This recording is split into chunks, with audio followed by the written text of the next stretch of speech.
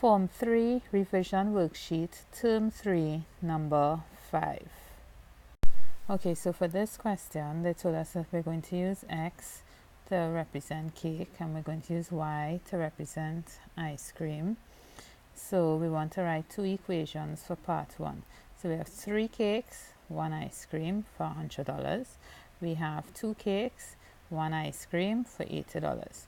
So 3 cakes plus 1 ice cream equal $100, and 2 cakes add 1 ice cream equal $80, and that will be our two equations.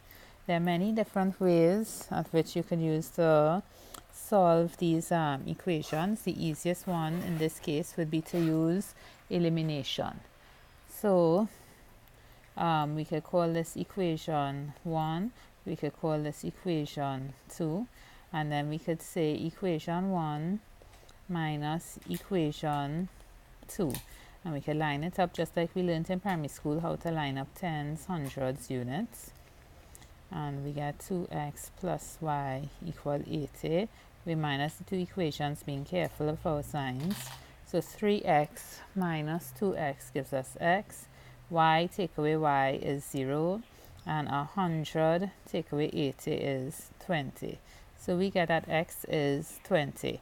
And we know that x is the cost of a cake. The question is asking us, what is the cost of a cake? So we have already worked out the answer, and we know that the cost of a cake is $20. We can then substitute x equal 20 into any of the equations. So I'm just going to use equation 1, and I will get that 3 by 20 plus y equal 100. So that gives me 60 plus y equal 100. So y would be 40. So therefore, if I want the total cost of 4 cakes and 2 tubs of ice cream, so if that's for part 3, the total cost would be equal to 4 by 20 plus 2 by 40. And that will give me 80 plus 80, which will give me $160. Okay, so for part B, we have 700 people attending a World Cup game. And part 1 says, if 2/7 of the people were women, so 2/7 of the 700 people were women, how many women attend the football match? So 2/7 will give us that there were 200 women attending the football match.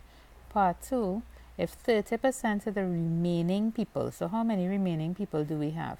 We have 700 minus 200 will give us 500 remaining people. So we have 500 remaining people. Right, so they're now telling us that 30% of the remaining people were male children. How many